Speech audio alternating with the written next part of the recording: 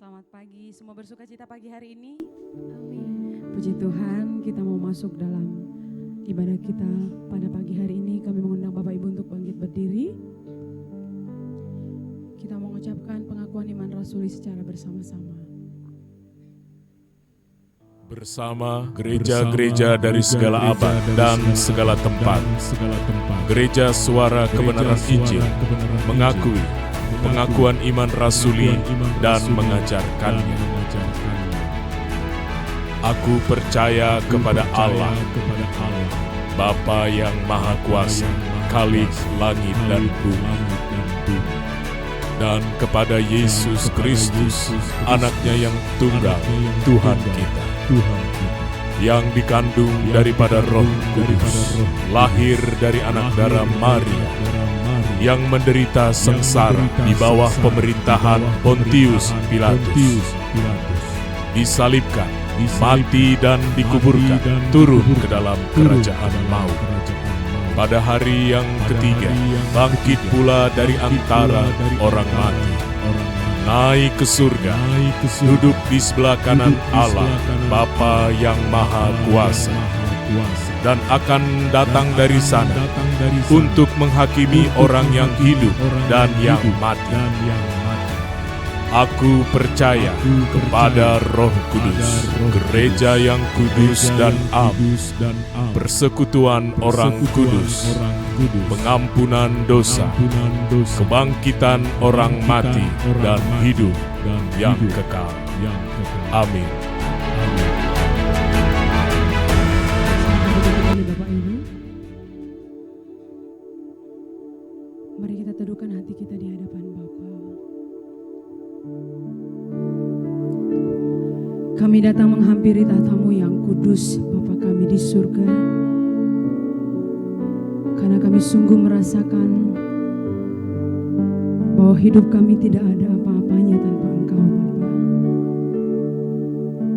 Kami membawa hati kami yang rindu akan Engkau, membawa jiwa kami yang haus akan kebenaran-Mu. Berkenanlah memberkati kami pagi hari ini ya Bapa. Urapi setiap kami, layakkan kami untuk duduk diam dalam hadirat-Mu yang kudus. Kami mau menikmati jamahan-Mu ya Bapa, menikmati kehadiran-Mu dalam hati kami masing-masing, dan setiap kami dapat dinikmati oleh Engkau. Ampuni setiap kemelesetan kami di hadapan-Mu ya Bapa, agar pagi ini kami sungguh layak masuk tahta-Mu yang kudus, menyembah Engkau dalam roh dan kebenaran. Haleluya. Bawaku masuk sekarang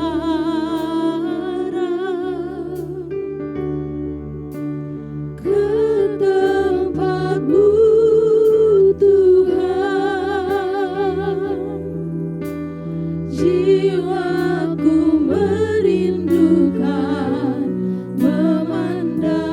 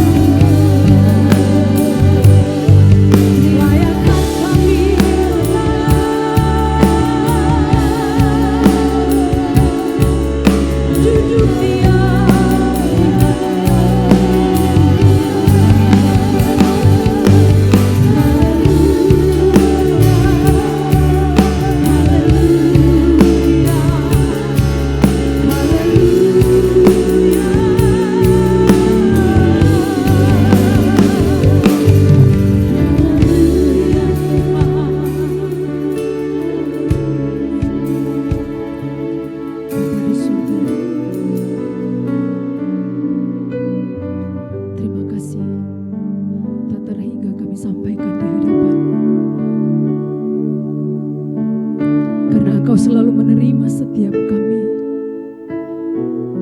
Ketika kami datang mengungsi di hadirat-Mu, di tengah berisiknya dunia, Engkau selalu menyambut setiap kami Bapa. Sebab itulah kami selalu rindu berada di dekat-Mu ya Tuhan. Kami mau menyembah Engkau, memuliakan nama-Mu setiap waktu. Kiranya ini bukan hanya sekedar ucapan di bibir kami Bapa. Kiranya kami sungguh-sungguh membuktikan di hadapan-Mu lewat perkataan, pikiran, dan perbuatan kami. Dan biarlah kiranya hikmat-Mu menaungi setiap kami dari waktu ke waktu. Terima kasih Bapa, pagi ini kami bersorak-sorai di hadapan-Mu Tuhan, mengagungkan, memuliakan nama-Mu yang besar dan agung. Dalam nama Yesus Kristus kami mengucap syukur. Haleluya. Amin. Puji Tuhan. Bapak Ibu boleh berikan salam kiri kanan kita masing-masing. Kita menyanyikan kebaikan Tuhan yang selalu memberikan kekuatan bagi kita.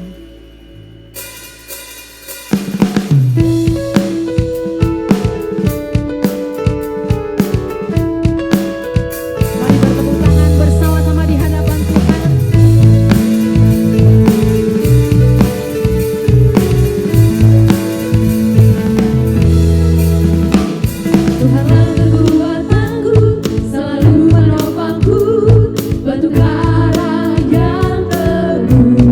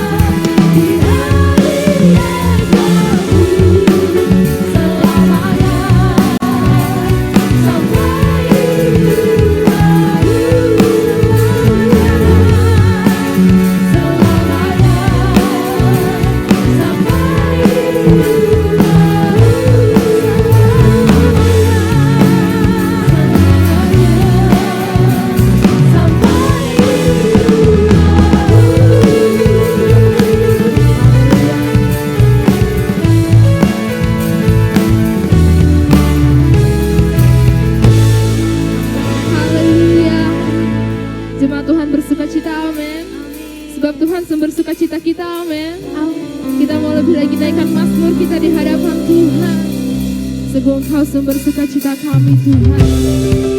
Mari bertepuk tangan.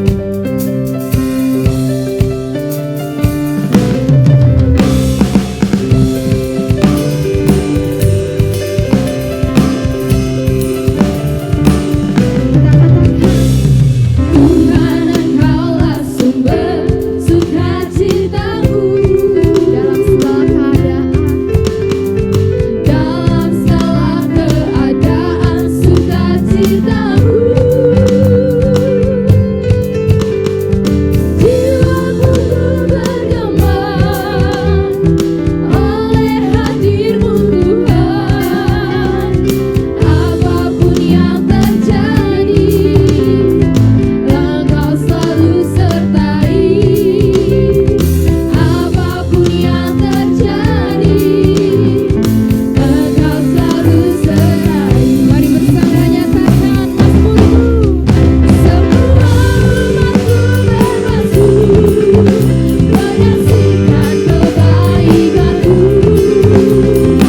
Sungguh besar setiamu bagi kami umatmu. Bagi kami umatmu, kami naikkan syukur padamu atas semua berkat-berkat-Mu. Dengan hati menghormati dan mengasihi-Mu, kami muliakan nama-Mu. Haleluya Tuhan. Ini syukur kami Tuhan. Mari bersama katakan. Tuhan Engkaulah sumber sukacitaku. Dalam segala keadaan sukacitaku. Jiwaku pun bergembang oleh hadirmu Tuhan. Apapun yang terjadi,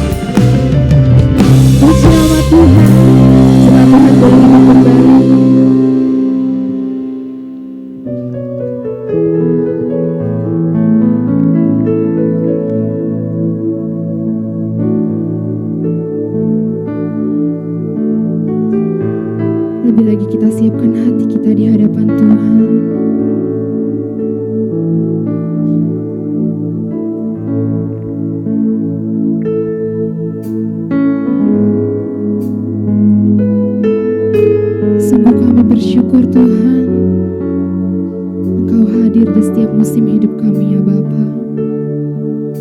Engkau Bapa pemilik hidup kami, penguasa hidup kami Tuhan. Saat ini kami datang Tuhan di hadapan-Mu. Lebih lagi ingin kami nyatakan Tuhan, kami mengasihi-Mu ya Bapa. Sungguh kami menantikan Engkau Tuhan. Sungguh hanya Engkau yang kami rindukan ya Bapa. Izinkan setiap kami yang terbaharui hidup kami Tuhan. Biar Engkau dapat menemukan kami setia Tuhan. Apakah kami layak Tuhan hidup dalam hadirat-Mu yang kudus ya Bapa.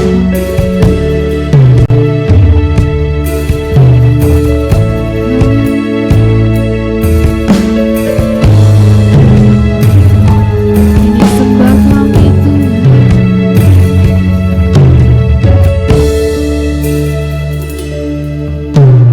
Di kolong langit aku milikmu, dan di surga kau rasa harum jiwaku. Lenyap anganku tergantikan keinginanku. Di batas waktu bisa terus bersamamu, menghabiskanku, senangkanmu. Engkau kan mengenalku. Biji matamu yang melihat kesukaanmu. Kami sering mengasihi-Mu Tuhan. Di sini aku mengasihi-Mu. Di sini kau temukanku. Aku yang setia, setia untuk jadikan kau satu tujuanku. Di sini aku menantikanmu. Hadir-Mu itu bahagiaku. Hidup untuk-Mu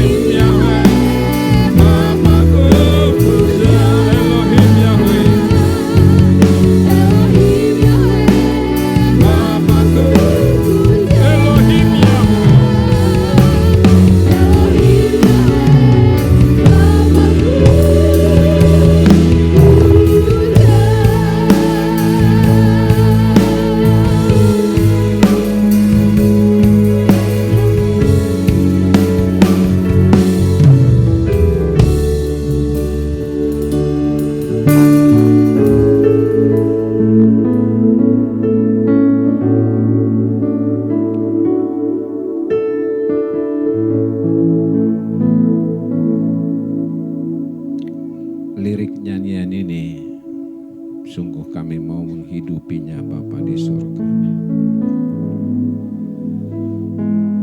Satu-satunya tujuan hidup kami, Bapa dan kerajaan-Mu. Kau lebih berharga dari apapun, dari siapapun. Kau satu-satunya pegangan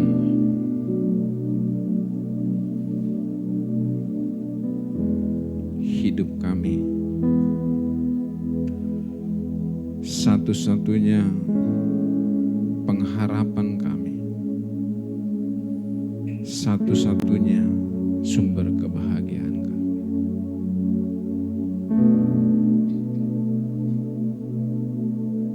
Kami sadar mengatakan ini, ya Bapa, di tengah dunia yang bergejolak,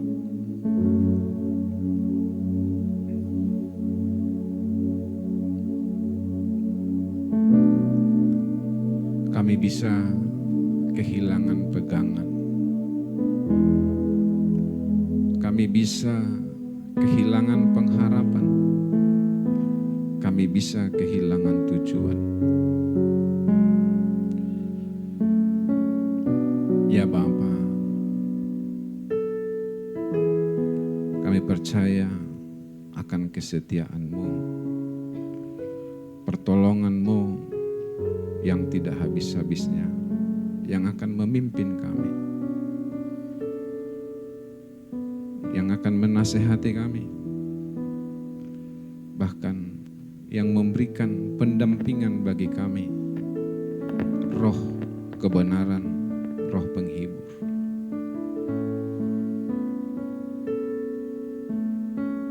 Itu sebabnya kami bersyukur. Kami mengarahkan pandangan kami kepadamu.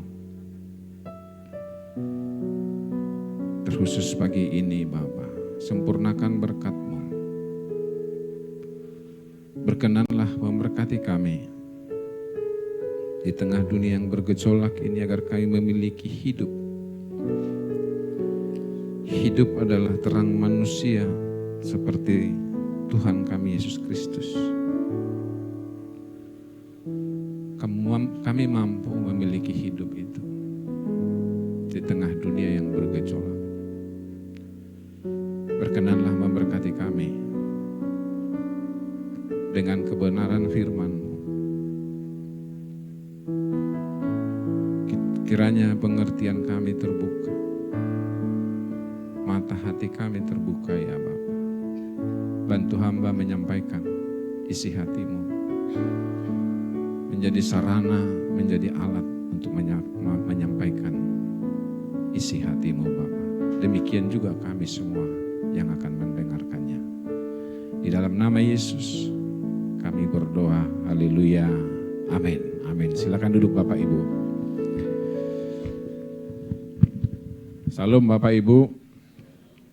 Kiranya kita semua dalam pemeliharaan Tuhan. Semua kita dalam keadaan baik. Amin Bapak Ibu.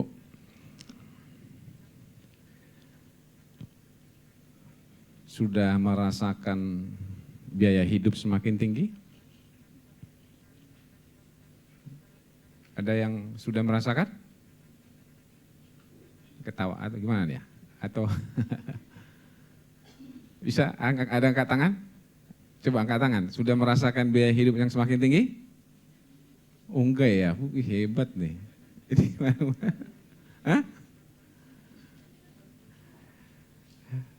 Bapak Ibu, saya kemarin juga mendengar laporan dari anak saya, teman-temannya, ya bahkan anak saya sudah akhirnya pindah kerja juga karena perusahaan tempat dia bekerja akan melakukan pengurangan sebelum, karena sudah kebetulan ada tempat kerja yang baru lagi gitu kan.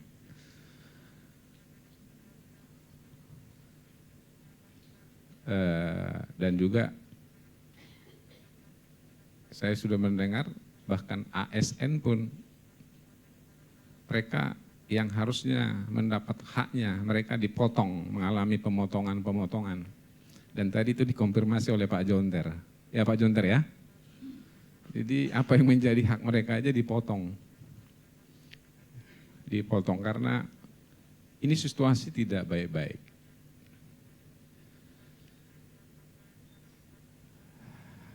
Efisiensi sangat dibutuhkan sementara biaya hidup semakin mencekik. Dan ke depan lebih mencekik lagi menurut saya. Dan ini sudah sebenarnya pandangan para pengamat 1 bulan lagi juga akan semakin. Ini bukan nakut-nakuti. Lebih mencekik. Saya juga karena saya seorang praktisi dalam ada usaha kecil-kecilan. Ya itu ya biaya operasional kan udah jelas. Barang gak ada. Yang boleh dibilang 1 bulan 1 item itu terjual 1000 dus, barangnya gak ada. Baru 1 item. Kalau 1000 dus katakan kali 15.000 udah berapa? Itu jadi nggak ada.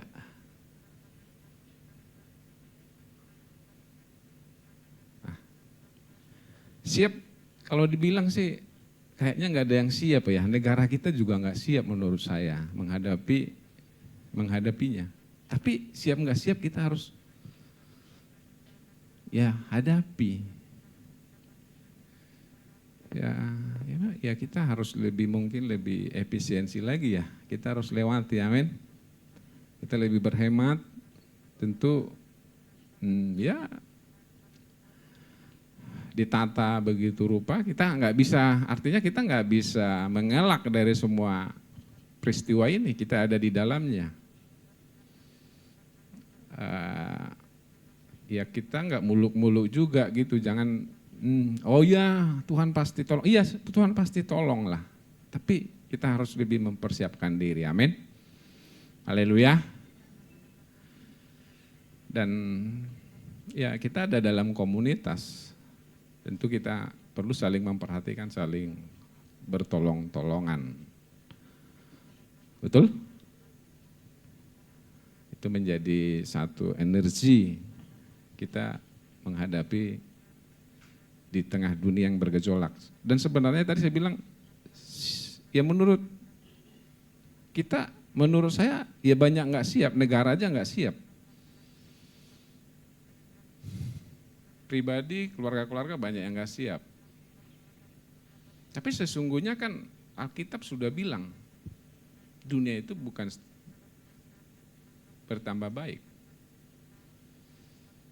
Dia terus akan bergejolak, eskalasinya terus makin meningkat.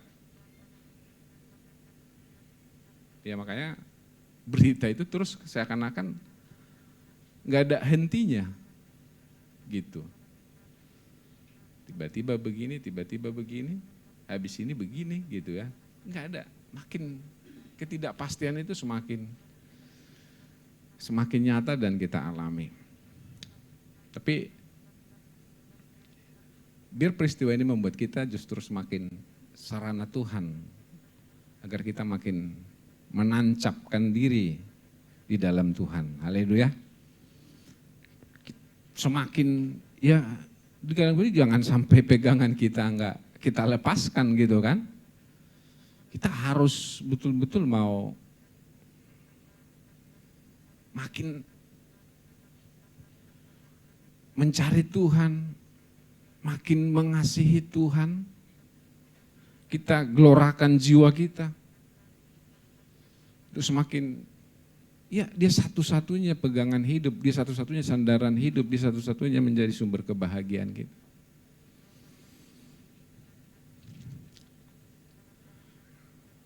Ya saya pikir kalau soal menata, ya kita sudah punya lah ya menata bagaimana pengeluaran-pengeluaran yang enggak perlu, ya udah ada standarnya lah ya. Ya Pak. ya pengeluaran-pengeluaran yang nggak perlu kita udah bisa manage begitu rupa ya. Oke, baik. Kita buka Alkitab kita. Ya mudah-mudahan hanya saya nih yang mengalami cerita ini.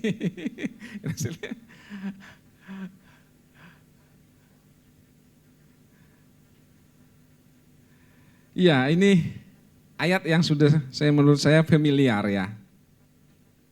Tapi nggak apa-apa, kita akan baca dari kitab Roma 12 ayat 1 dan 2 saja.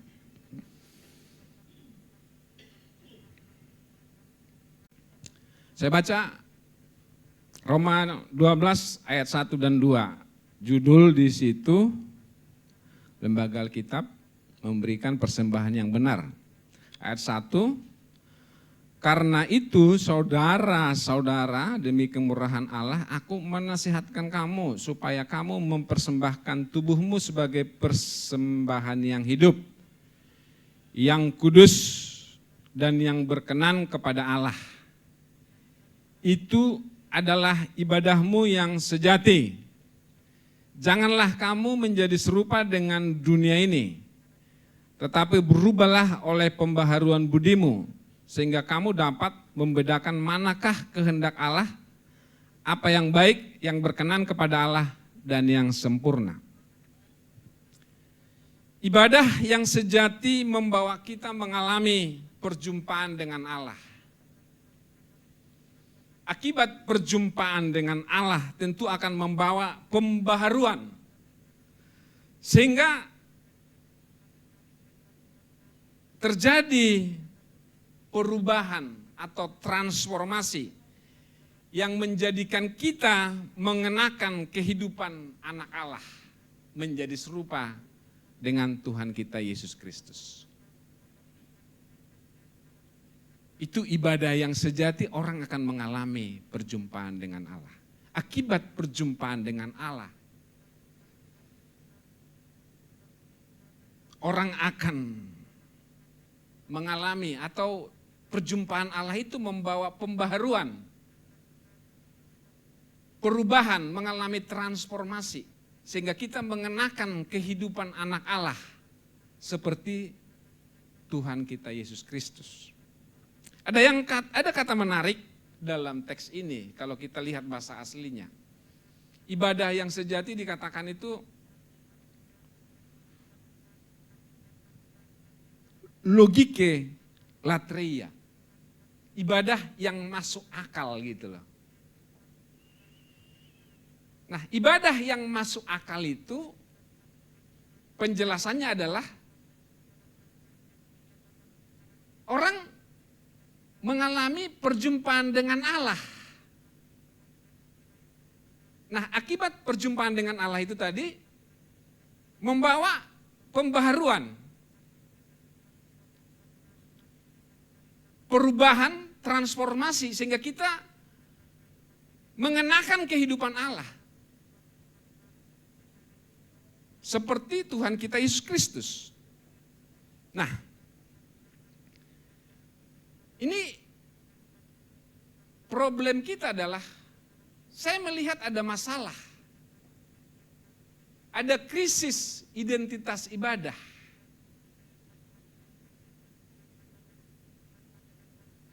Ibadah yang masuk akal, jadi ibadahnya menjadi tidak masuk akal. Kenapa? Ya tadi mereka tidak mengalami perjumpaan dengan Allah.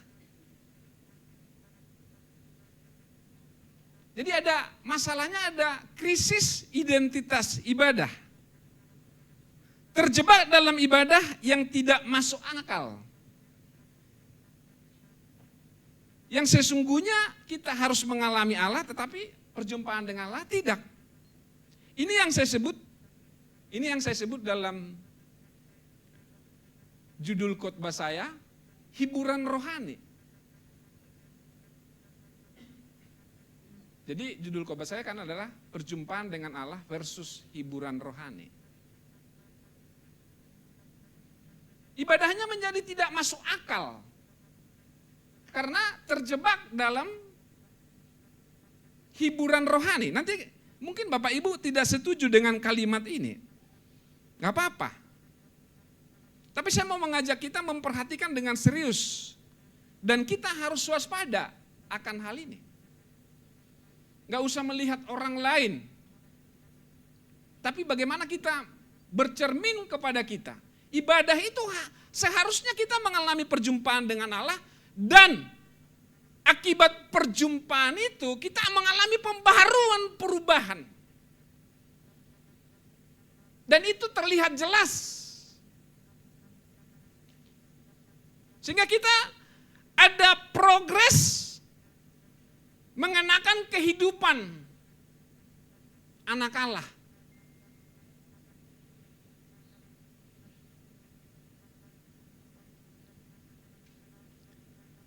Dan itu yang dikatakan ketika orang mengalami perjumpaan dengan Allah, itu tidak sama dengan dunia ini. Dia menjadi serupa dengan Tuhan Yesus. Ayat 2-nya. Tapi ibadah yang tidak masuk akal akan terjebak dalam hiburan rohani. Tidak sampai kepada tataran untuk masuk mengalami pembaharuan sehingga bisa mengenakan kehidupan baru, mengenakan kehidupan anak Allah.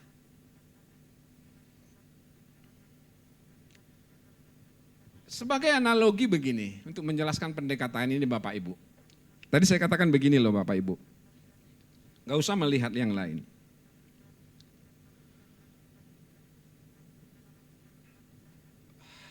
Kita pergi menonton konser, tentu ada rasa puas. Betul? Betul nggak? Hah? Ah, itu susah. Saya sih nggak pernah nggak nonton konser ya? Oh pernah juga. Tapi menonton konser sebagai analogi, menonton konser itu akan memberikan kesenangan. Betul? Ada rasa puas. Nah, ini analogi mungkin yang tidak, tapi bisa menjembatani. Berbeda dengan kalau perjumpaan dengan seseorang yang kita kasihi, itu berbeda lagi tingkatannya. Di sana ada transformasi hidup.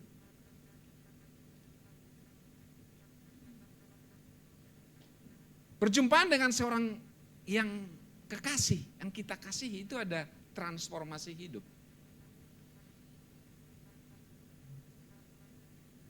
Kita mau menyenangkan dia. Kita nggak mau melukai hatinya. Betul, yang punya kekasih di sini? Ada orang yang punya kekasih, mau punya niat mau membuat dia tersinggung. Halo? Halo? Sekalipun mungkin dengan tidak sadar orang itu tersinggung, tapi tidak ada niatnya. Pasti. Jadi itu aja sudah beda Bapak Ibu. Nah, orang yang tidak mengalami perjumpaan dengan Allah, ya kita terjebak dalam hiburan rohani. Ini perlu diwaspadai Bapak Ibu. Saya menyadari kita hidup di era pressure atau tekanan yang sangat tinggi. Apalagi di zaman ini ya. Dan semua orang butuh hiburan, maka ada istilahnya healing. Betul? Ya ada healing tipis-tipis, itu sering kan di medsos tuh, healing tipis-tipis. Itu sudah menjadi kata yang homo juga tuh healing.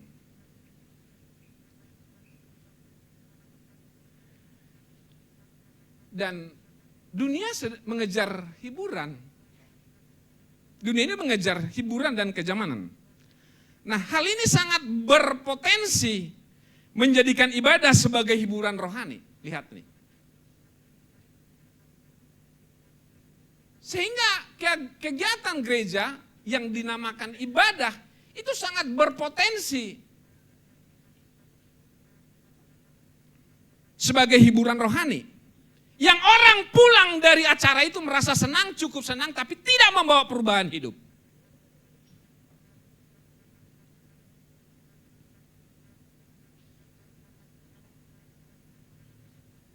Nah, kita nggak perlu lihat yang lain. Itu yang saya bilang. Tapi kita mau berkaca kepada diri sendiri. Itu sebabnya konsep ibadah dikemas sedemikian rupa untuk menghadirkan atmosfer, suasana yang damai, tenang, ada dekorasi yang indah, ada musik yang indah, dan itu kondusif. Bagaimana kita membebaskan rasa pressure tadi? Kita kan ada di dalam dunia tekanan yang begitu rupa kan? Belum kita di tempat kerja, di jalan kita udah stres. Aduh serius Bapak Ibu, gak tahu dalam dua minggu ke depan ini di sini itu betul-betul itu kita aduh gimana ya kita begini. Hanya di sini aja lebih setengah jam.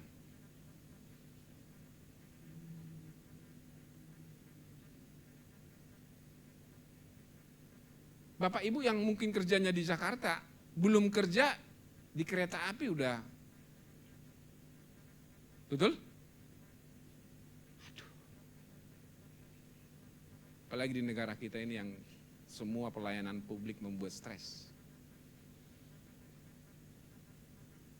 Ya di tempat kerjaan ya pasti banyak pressure lah. Gaji kita itu udah ikut untuk bagian dari dimarahi bos kan? Betul? Gaji yang kita terima itu sudah include, memang nggak tertulis, itu dimarahi bos. Betul Pak Desbian? Hah? Jadi kalau dimarahi itu udah include tuh.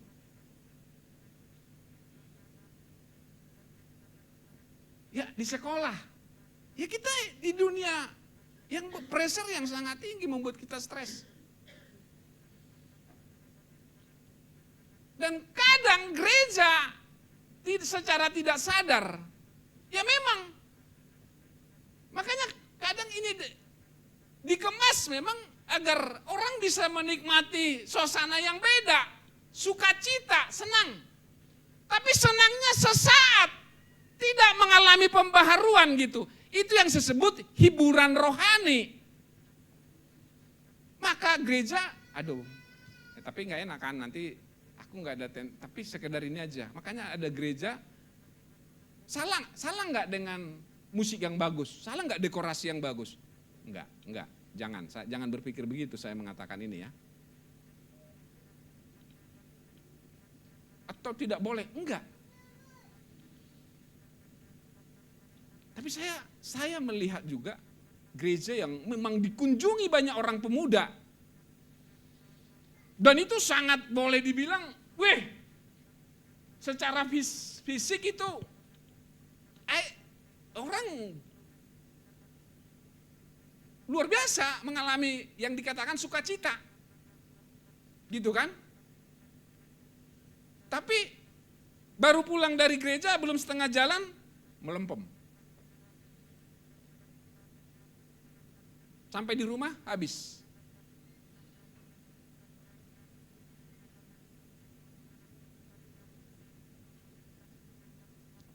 Nangkap nggak yang saya bilang ini? Halo? Aduh. Hah, kira-kira? Jadi ini potensi. Dan menganggap itu sudah selesai. Jadi itu semacam gini loh. Ibarat sebuah ban, ini anginnya sudah kosong, datang ke gereja, ya dikasih angin gitu kan? Kasih angin. Tapi pulang, bocor tuh. Bocor. Karena jalan yang ditempuh salah.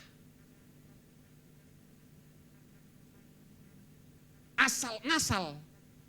Nah ibadah itu harus membawa dengan Allah harus membawa perubahan yang menghasilkan suatu gaya hidup. Menjadi tatanan, menjadi satu prinsip.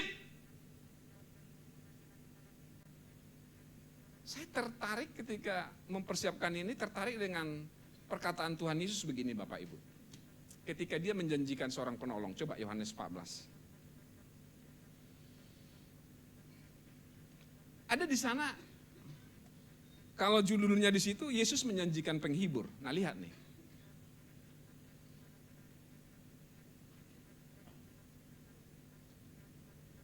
Kita nggak usah baca, tapi saya kalian bila lihat, artinya Yesus itu juga menggunakan diksi penghibur gitu loh.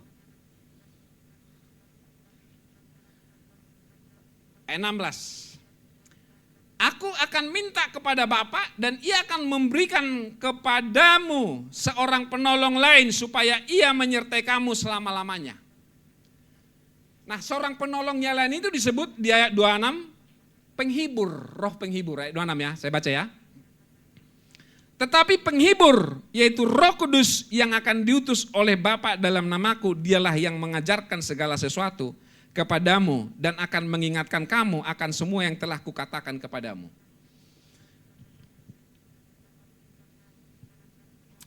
Saudara, Tuhan tahu kita butuh. Dia memakai diksi penghibur. Gitu. Tapi bukan penghiburan seperti yang kita pahami. Kalau kamu mau penghibur, diutus penghibur, kamu harus ngerti kebenaran gitu loh. Roh Kudus akan mengajarkan, roh penghibur itu akan mengajarkan kamu. Dikatakan Roh Kudus, yaitu Roh Kudus yang diutus dalam namaku, dialah yang mengajarkan segala sesuatu kepadamu, yaitu kebenaran. Dan akan mengingatkan kamu akan semua yang telah kukatakan kepadamu. Penghiburan sejati adalah, saudara, orang ada proses diajar. Diajar berarti orang harus mau menjadi murid.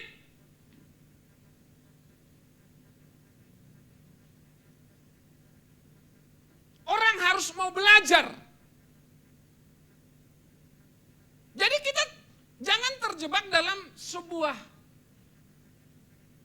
acara yang saya sebut tadi hiburan rohani. Tapi tidak kepada satu pembaharuan hidup di mana kita sedang belajar kebenaran. Dan inilah yang membawa perubahan hidup. Tadi saya umpamakan ibarat ban tadi kan. Oh iya sudah diisi angin ban itu. Tapi pulang dia, ya kembali lagi asak ngasal, ya bocor lagi.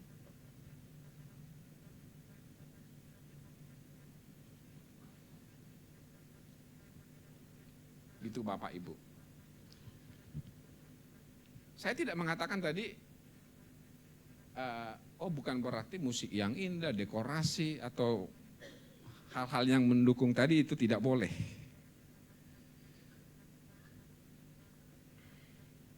Kita nggak boleh berhenti di situ. Kita harus cek sampai di mana, apakah ibadah kita membawa kita mengalami perjumpaan dengan Allah. Amin Bapak Ibu. Amin. Dan itu yang dikatakan, pasti orang yang mengalami perjumpaan dengan Allah tidak sama dengan dunia. Dunia itu mengejar hiburan yang dalam tataran tadi. Nah saya melihat, mudah-mudahan saya salah. Tanpa harus menghakimi gereja. Umat terjebak di tataran ini. Berhenti menjadi ibadah sebagai hiburan rohani. Boleh? Boleh saja sih. Tapi itu sebagai transportasi kita untuk masuk mengalami perubahan Allah. Mengalami pembaharuan.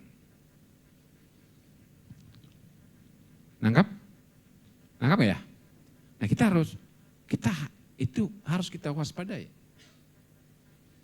Mulai dari diri kita. Dan ada dalam satu istilah begini saya nanti boleh Bapak Ibu Google dalam istilah ranah psikologi yang disebut katarsis. Kita pulang dengan rasa perasaan senang, tapi tidak dengan hidup yang mengalami pembaharuan.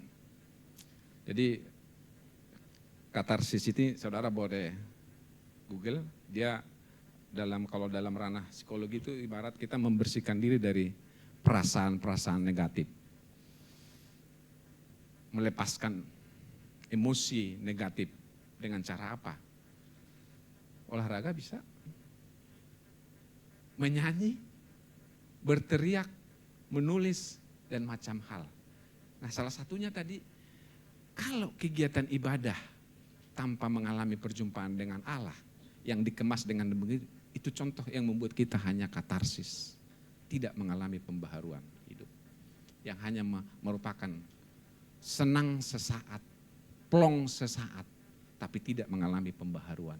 Dia hanya di tataran emosi, tidak menancap kepada perubahan mindset. Padahal orang yang mengalami perjumpaan dengan Allah dikatakan tidak sama serupa dengan dunia. Sehingga harusnya dia mengalami pembaharuan hidup yang dia bisa akhirnya dia mengenakan kehidupan anak Allah, mana kehendak Allah yang baik, berkenan dan sempurna. Roma 12 ayat 2 tadi. Haleluya. Paham sampai di sini? Ini harus kita waspadai. Jadi ada krisis identitas ibadah menurut saya. Kalau yang pertama itu menjadi konformis, kita menjadi serupa dengan dunia, terjebak kepada hiburan, karena dunia mencari hiburan dan kenyamanan, betul? Betul? Yesus tahu itu, tapi hiburan yang Yesus mau kita justru jadi tahu prinsip-prinsip hidup yang kita jalani. Makanya harus mengenal kebenaran. Orang mau harus dimuridkan. Orang harus mencintai firman. Dan saya melihat ini gitu loh, banyak orang sangat semangat dalam ibadah. Ya ini bukan soal baca, tapi tidak sama sekali punya kerinduan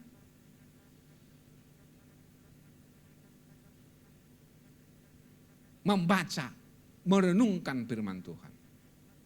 Dan ini yang disebut kita harus waspada. Karena di belakang semua ini tentu ada aktor intelektual yang mau menghambat perjalanan iman setiap kita. Haleluya. Haleluya. Jadi kita harus gelorakan kepada jiwa kita.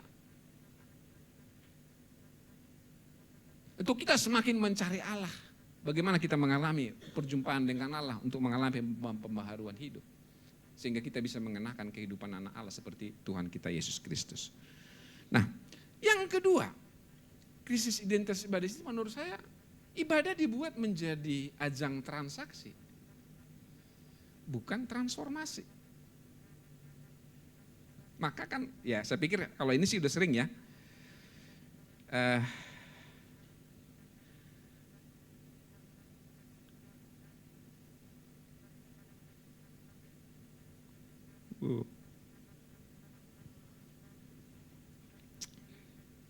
maka ada istilah kalimat-kalimat menabur sedikit, menuai sedih, menabur banyak, menuai banyak. Salah nggak kalimat itu? Nggak salah sih, cuman ini diarahkan ke hal apa? Materi. Jadi, kamu beri 30, 60, 100 kali lipat. Salah nggak kalimat itu? Kamu akan nanti berlipat kan? Nggak salah kalimatnya itu, nggak salah. cuman diarahkan ke materi. Jadi dibuat, udah beri persembahan kepada Allah.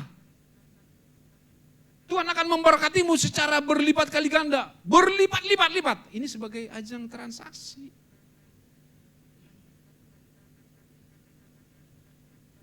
Tuhan diajak dagang, bukan transformasi. Kita kehilangan krisis identitas ibadah, Bapak Ibu.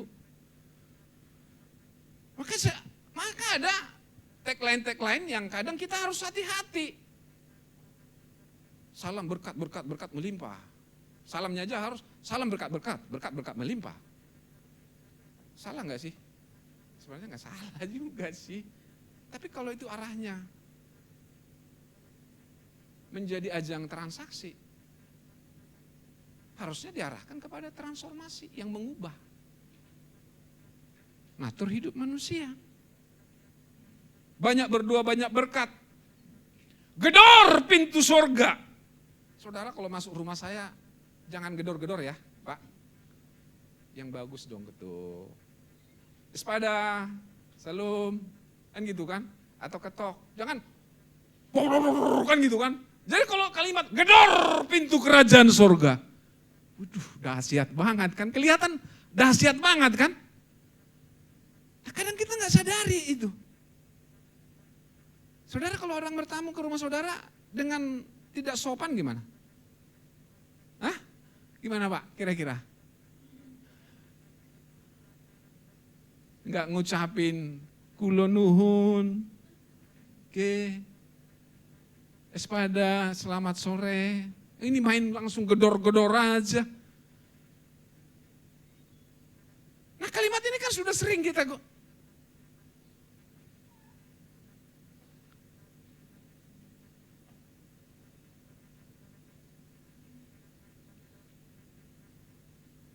berjam-jam, bertalu-talu. Aduh, itu yang saya bilang. Kita dibuat menjadi, ibadah dibuat menjadi ajang transaksi, bukan transformasi.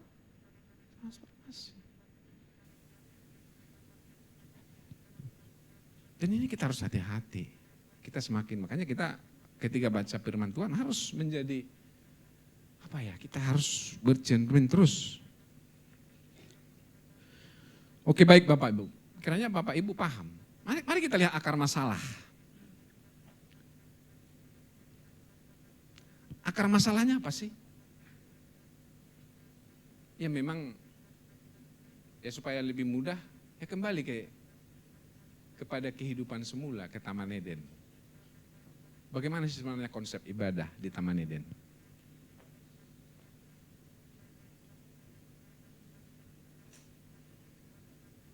Nanti Bapak boleh lihat ya. Sebelum jatuh dalam dosa di Taman Eden, ibadah tidak berbentuk ritual, doa, atau kurban. Konsepnya hanya disebut sebagai apodah.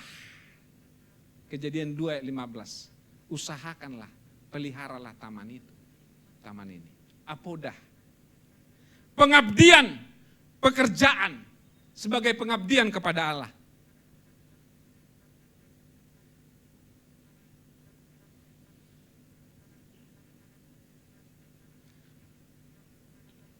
Manusia ditempatkan di Taman Eden untuk mengusahakan sebagai apodah, memelihara taman tersebut, bekerja sebagai bentuk pengabdian. Dan kata apodah inilah, kalau dalam bahasa Ibrani dikatakan, semua dikatakan memakai kata beribadah. Tapi bergeser, makin ke sini dia bergeser, mengalami transisi, kehilangan makna. Sesungguhnya, ketika pasca Eden, contoh nih, ketika sudah jatuh dalam dosa,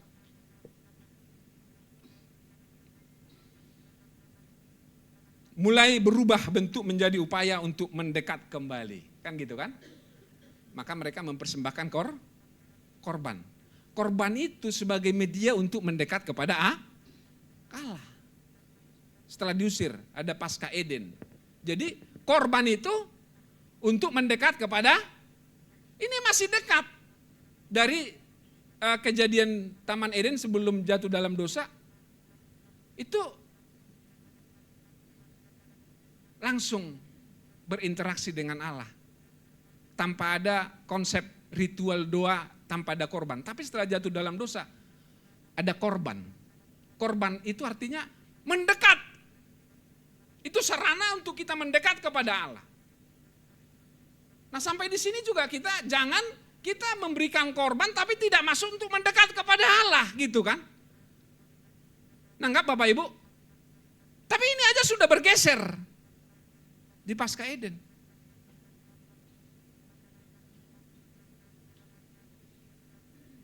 Nah, ini harus hati-hati Bapak Ibu. Jangan kita datang menyanyi memuji Tuhan. Kita sedang mempersembahkan tanpa itu sebagai media untuk kita mendekat kepada Allah.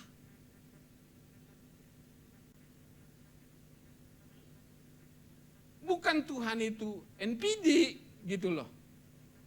Tuhan senang untuk dipuji-puji, dia minta perhatian. Yang suka disanjung-sanjung, bukan begitu. Kurban itu sebagai media untuk mendekat. Itu Pasca Eden. Nah, dan ini bergeser setelah zaman Abraham. Iya kan, bergeser kan? Bergeser terus. Membangun mezbah. Abraham udah membangun mezbah kan? Karena di situ dia membangun mezbah, bergeser.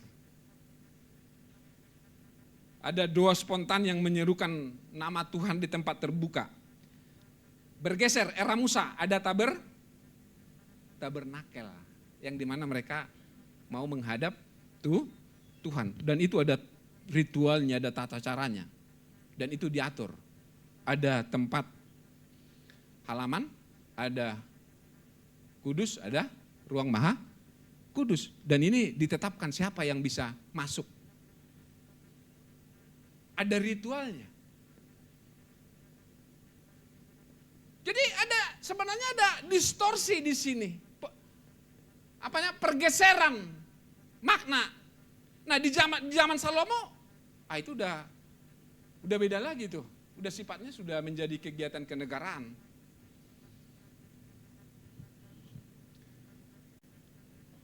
Lihat tuh. Pergeseran.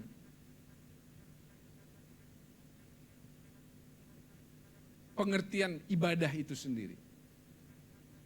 Kalau di Taman Eden nggak ada ritual atau apa, tapi dia semua pekerjaan itu sebagai pengabdian kepada Tuhan.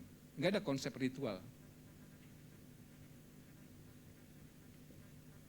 Dan terakhir, jelas ya, apa yang direformasi oleh Tuhan Yesus.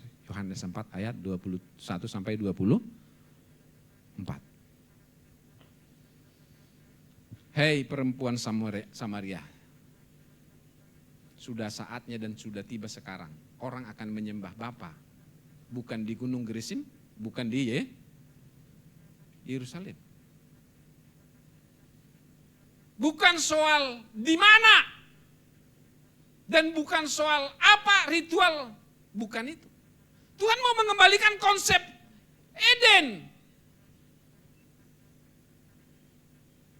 Yesus mau mengembalikan konsep Eden, bagaimana supaya manusia itu connecting dengan Allah, mengalami perjumpaan. Makanya dikatakan mau menyembah di dalam roh dan kebenaran gitu loh.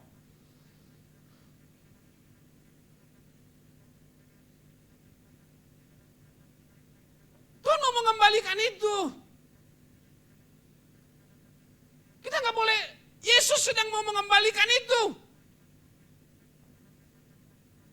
Agar kita connect. Ya itu kemarin udah disampaikan Pak Gembala kan.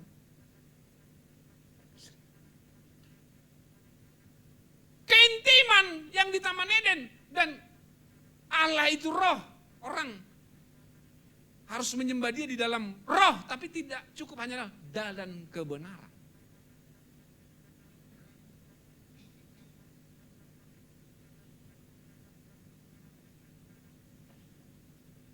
Bukan soal di mana itu diruntuhkan tuh sekat geografis. Bukan soal bagusnya tempat atau dekorasinya musiknya. Ini enggak salah, sama sekali enggak salah. Tetapi saya mengatakan bukan ini penentunya. Tapi ini menurut saya sangat perlu. Tapi jangan terjebak ini menjadi hanya di batas soal kesenangan sesaat. Tapi agar kita kembali connecting dengan Allah. Agar kita menjadi segambar serupa dengan Allah itu sendiri. Dan itu yang Paulus katakan. Ini ibadah yang masuk akal. Kita harus menjadi serupa dengan Tuhan kita Yesus Kristus. Memang gak langsung lompat begitu. Ada, kamu mengerti mana kehendak Allah, mana yang baik, mana yang berkenan, mana yang sempurna. Tapi yang jelas ada progres. Bapak Ibu, jangan terjebak dalam ritual, dalam seremonial yang kita anggap kalau udah di sini Tuhan udah senang dan kita sudah senang, pulang dari sini selesai. Kita pulang dari sini ada sesuatu, aku nggak mau mendukakan Tuhan.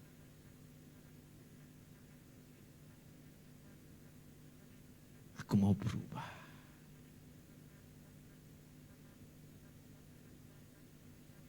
Kita harus lebih jujur di mana kita berada. Amin Bapak Ibu. Amin. Ini Bapak Ibu, kita tidak sedang, itu Tuhan itu bukan NPD yang haus pujian-pujian kita, bukan.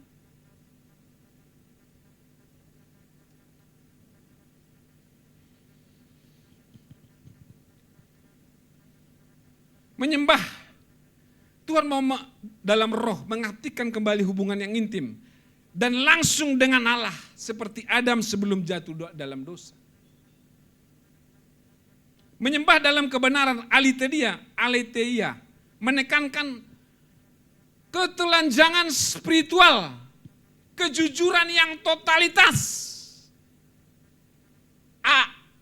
Aletheia, tidak tersembunyi.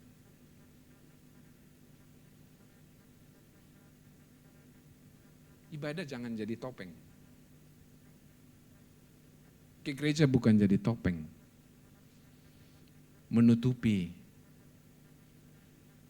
sesuatu yang gak benar. Dan itu yang ditentang Yesus terhadap orang kaum agamawi, orang Farisi dan ahli Taurat.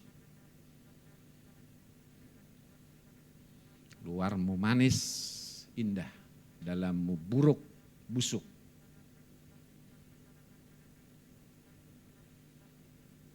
Justru ibadah kita harus menjadi jujur, telanjang di mata Tuhan. Aku mau berubah, aku masih begini, aku mau berubah. Kita mau connecting dengan Tuhan, haleluya. Haleluya. Tuhan mau mengembalikan ini.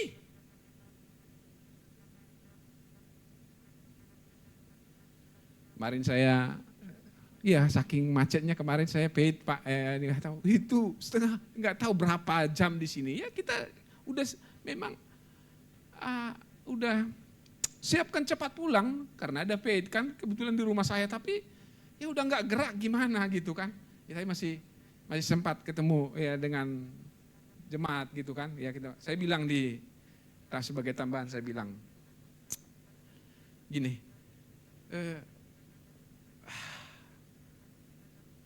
ya pernah sih saya bilang kita kalau ke bandara kan ada apa namanya itu? Sensor untuk mengecek ada nggak barang-barang yang itu kan. Jadi kalau ada barang-barang bahaya atau yang nggak boleh itu langsung bunyi dia kan. Apa itu disebut itu? Melewati security check-in ya. Dia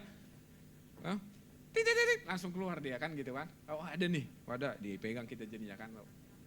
Jadi harus di ini. Saudaraku, kita harus berpikir begini.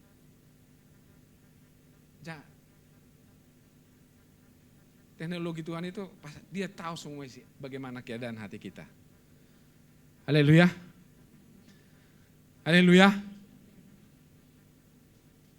Kalau seandainya sudah saatnya nanti dibuat screening begitu, pas kamu mau ke sana ya Ben Satar ya, mau ke sana, rupanya ada ini langsung gini, langsung, gitu kan? Hitamnya masih ada tuh, marahnya tuh masih ada tuh, kotornya masih ada, itu.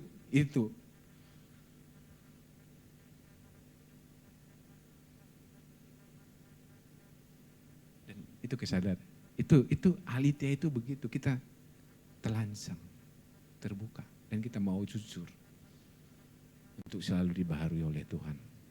Jangan bersembunyi Bapak Ibu. Amin. Amin. Saya masih begini. Ya kadang saya juga takut untuk berdiri di mimbar ini, takut Bapak Ibu. Tuhan, kadang sampai nunduk. Gitu. Padahal sebenarnya ya kalau mau jujur nggak ada yang saya rugikan gitu kan. Ya mungkin nggak ada yang, tapi aduh. Ya di situ kadang,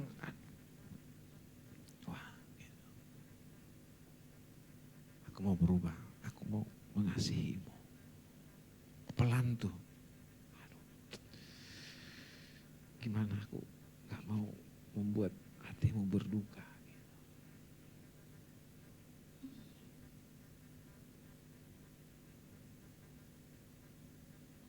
Itu menyembah dalam roh dan kebenaran. Amin Bapak Ibu. Menyadari nggak banyak kita masih busuk Bapak Ibu dalam batin kita. Masih banyak luka. Kita nggak boleh menutupinya. Kita tidak sekedar dari cukup hanya hiburan rohani. Perjumpaan dengan Allah akan membawa kita mengalami pembaharuan. Haleluya. Untuk mengalami perubahan. Dan inilah suara yang terus diberikan, kita mau mengambil kekudusan Allah, kita mau mengambil bagian dalam kekudusan Allah. Haleluya. Haleluya. Itulah ibadah. Tuhan mau mengembalikan itu. Maka dikatakan Tuhan mencari orang yang Tuhan ayat 20, coba tampilkan ayat 23-nya. Yohanes 4 ayat 23.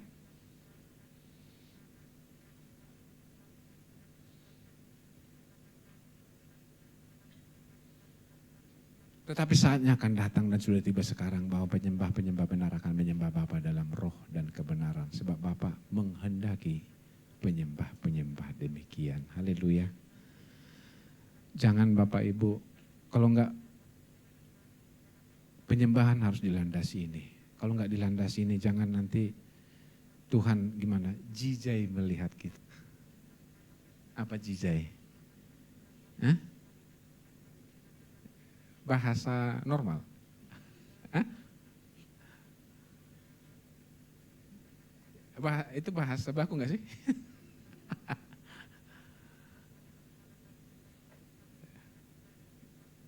Karena bisa jadinya jijai Tuhan melihat kita. Dan itu sudah Yesus katakan sama orang Farisi. Mulutmu memuji Tuhan tapi hatimu menjauh daripada aku, katanya.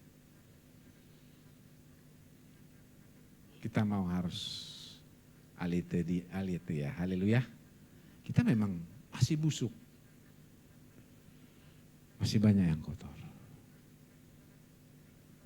Kita mau connecting dengan Tuhan. Tuhan mau mengembalikan ini. Tuhan memberkati, kita bangkit berdiri.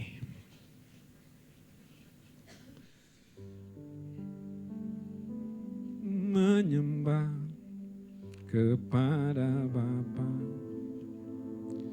dalam roh dan kebenaran,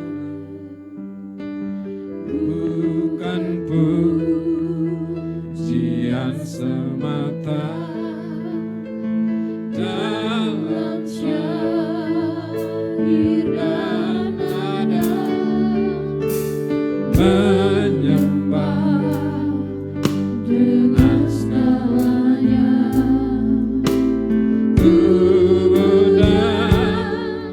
segenap jiwa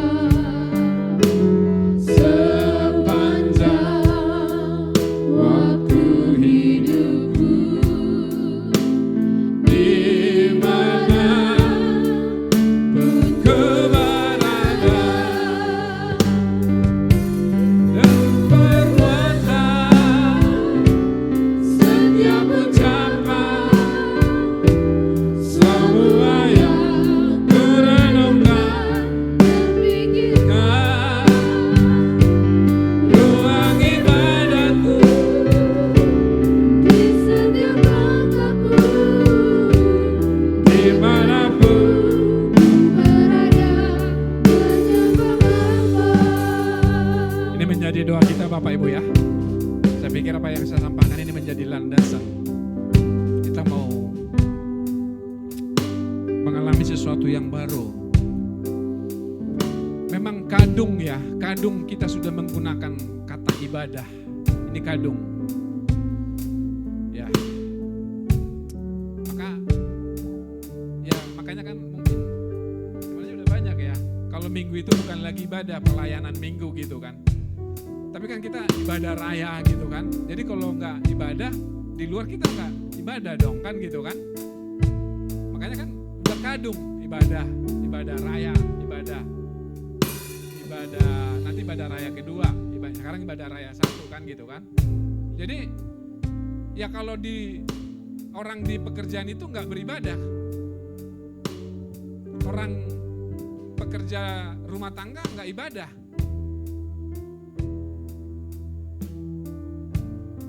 Ruang ibadah kita di segala tempat. Haleluya. Haleluya. Ya cuman ini udah kadung gitu tadi. Tadi kan lihat itu distorsinya kan. Pergerakannya kan. Transisi bagaimana yang dulu di Taman Eden itu. Gak ada ritual. Pekerjaan itu pengabdian kepada Allah.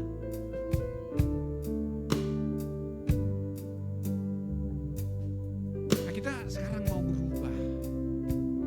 Dimanapun kita mau menjaga sikap, ucapan dan perbuatan, itu menjadi ruang ibadah. Kita tidak hanya kalau di gereja baru merasa berdosa, enggak. Kita sedang mau menghayati Tuhan. Kita mau menjaga sikap kita dimanapun kita berada. Haleluya. Kita naikkan pujian ini.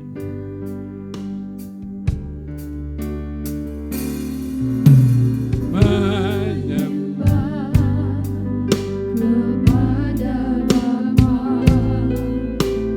dalam roh dan kebenaran, bukan pujian semata dalam syariat.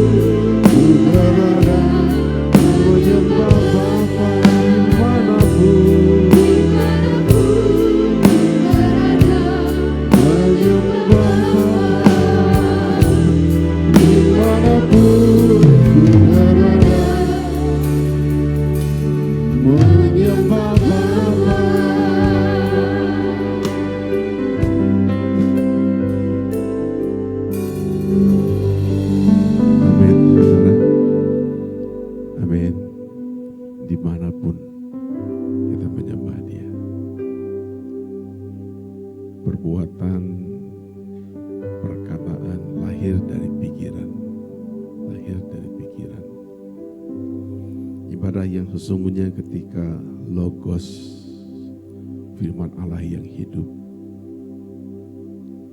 menguasai, membaharui, anakainosis, merenovasi, anakainosis, merenovasi seluruh mindset, jalan pikiran dalam hidup kita.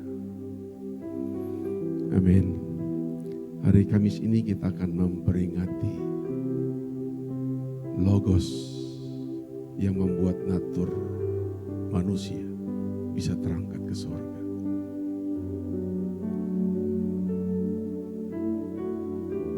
Manusia Yesus Kristus, anak manusia yang dipenuhi Logos. Natur manusia dengan tubuh rohani terangkat fisik naik ke surga. Saya merinding saudara merenungkan ini. Ini pertaruhan bagi kita. Jadi hari ini saya mau katakan saudara, gereja bukan segala-galanya organisasi kayak begini. Tidak ada apa-apanya. Cuma satu, Allah mau kita mau berubah. Amin. Ada banyak ya juga persoalan dalam hidup saya tidak perlu sampaikan sama saudara. Karena saya juga tidak butuh orang lain memberi belas kasihan dan lain semua, tidak usah. Tapi kita masing-masing punya pergumulan. Ada satu kabar gembira bagi kita. Logos mau masuk ke dalam penderitaan manusia untuk menghidupkan kita. Sampai satu saat nanti natur manusia masuk ke dalam tahta Allah. Itu yang kita peringati hari Kamis nanti. Jadi saya mengajak kita, seriuslah. Bukan sekedar baca dan cuma tahu dengan otak saudara. Nah, belum, jauh saudara. 1000 tahun pun kita tidak cukup. 1000 tahun pun kita tidak cukup. Kalau hari ini ada sebagian saudara yang sampai tidur pun Roh Kudus masih ngajari saudara, beruntunglah kau. Sudah dapat kasih karunia. 24 jam dia akan ajari kita. Waktu kita kerja, bahkan sampai kita tidur pun Roh Kudus akan menerjemahkan semua yang kita kerjakan dalam hidup kita. Hiduplah dalam Logos firman Allah yang hidup, yang murni. Amin. Manusia dapat banyak manfaat ketika hidup dalam Logosnya Arkimedes. Maka kita melihat kapal-kapal laut yang ribuan ton bisa berseliweran di laut. Kelereng yang gak sampai 1 kilo, saudara masukin tenggelam dia, gak nongol-nongol lagi. Kapal ribuan ton menjadi sarana transportasi antar negara dunia karena Logosnya Arkimedes dihidupi. Apalagi ini Logosnya Elohim Yahweh. Amin. Rasio ilahi. Rasio ilahi. Saya rindu, saudara, kita mau masuk lebih dalam lagi. Jadi organisasi gereja tidak ada apa-apanya. Di sini tidak ada kepentingan. Semua kita sama-sama. Kita kerja sama-sama. Amin. Lakukan bagian kita semua dengan pergumulan masing-masing. Dan lain semuanya. Saya mengajak kita sungguh-sungguh masuk. Kalau tidak ada perubahan, tidak ada gunanya jadi Kristen, saudara. Tidak ada gunanya jadi Kristen, tidak ada gunanya. Setuju? Kita mau tinggalkan konsep-konsep lama. Selamat cuma diartikan nanti mati masuk surga. Surga bukan spekulasi, bukan gambling, bukan gambling. Bukan, surga bukan gambling. Surga itu real di kehidupan nyata. Yang tadi saya katakan, bahkan ketika kita tidur pun Roh Allah mengajari setiap kita semua. Amin. Dalam seluruh aspek kehidupan. Bukan cuma soal Matius, Markus, Lukas. Dalam seluruh aspek kehidupan. Sampai kesehatan pun. Tuhan mau bergerak semua dalam hidup kita. Amin. Tuhan berkati kita semuanya. Kita beri kemuliaan bagi Tuhan Yesus. Haleluya, puji nama kita. Mari kita angkat tangan sama-sama di depan Tuhan. Dengan perbuatan, setiap ucapan, semua yang ku renungkan dan pikirkan, ruang ibadahku di setiap langkahku, dimanapun ku berada, mari cepat Tuhan katakan dengan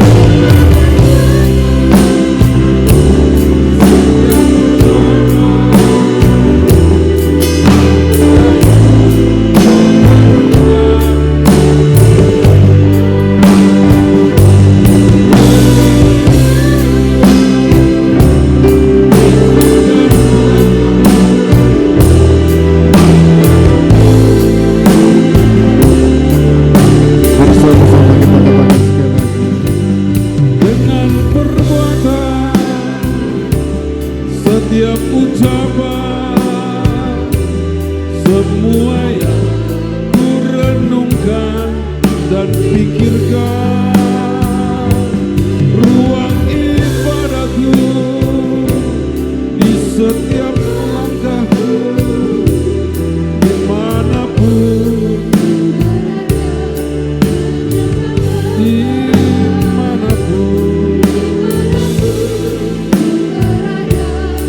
menyembah Bapa dimanapun berada, menyembah Bapa.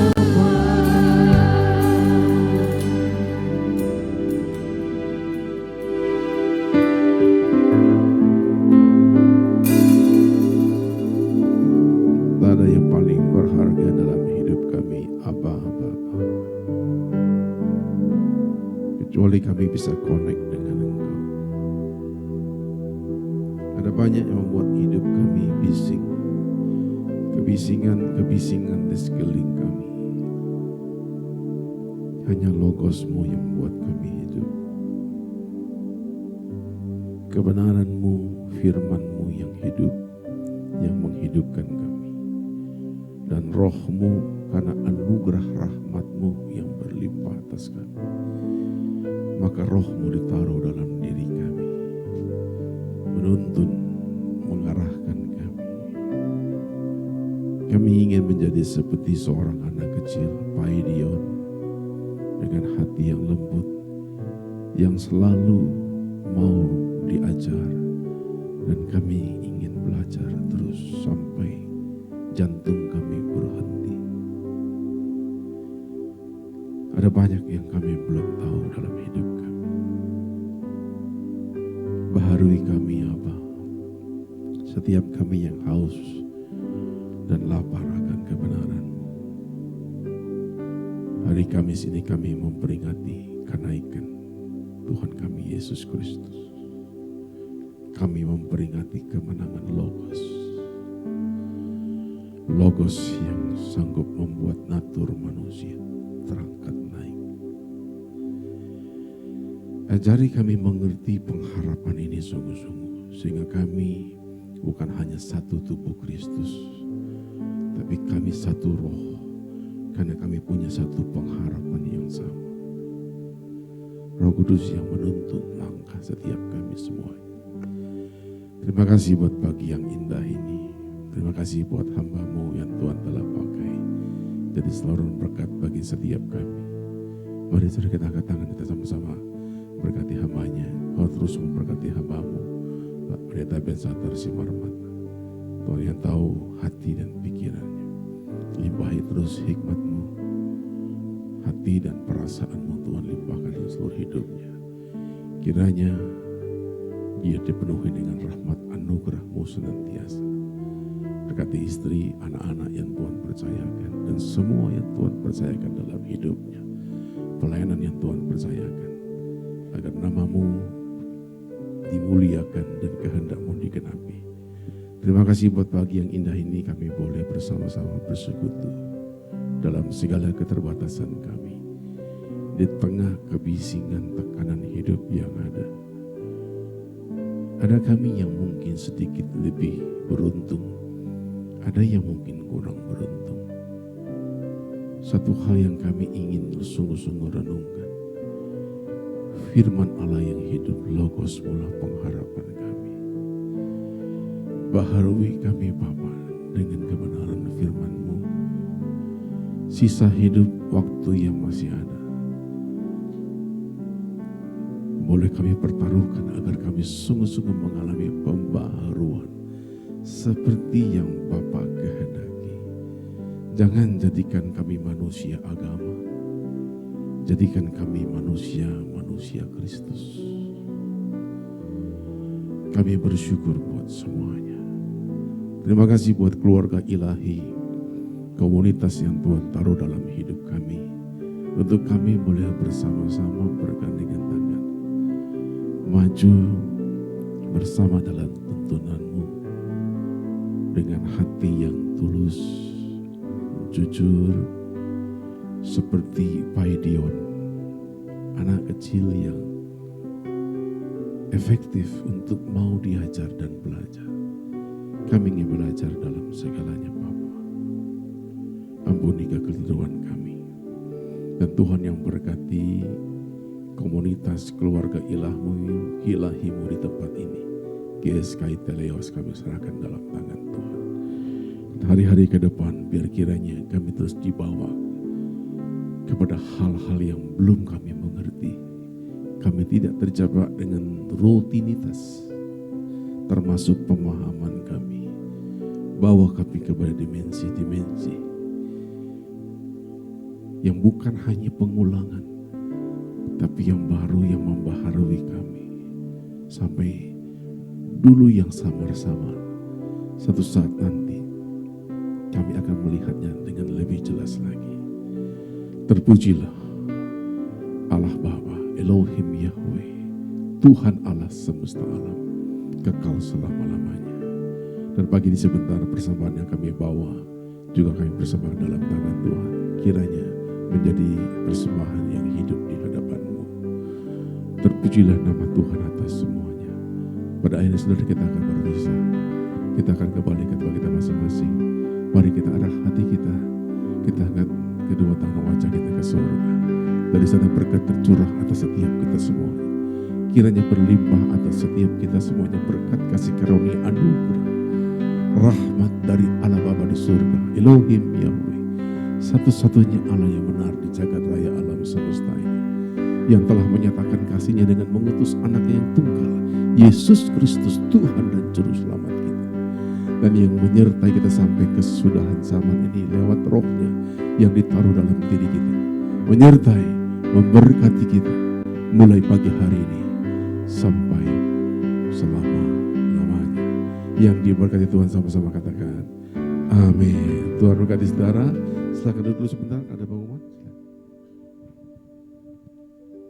Puji Tuhan, ibadah kita sudah selesai. Bapak Ibu diberkati.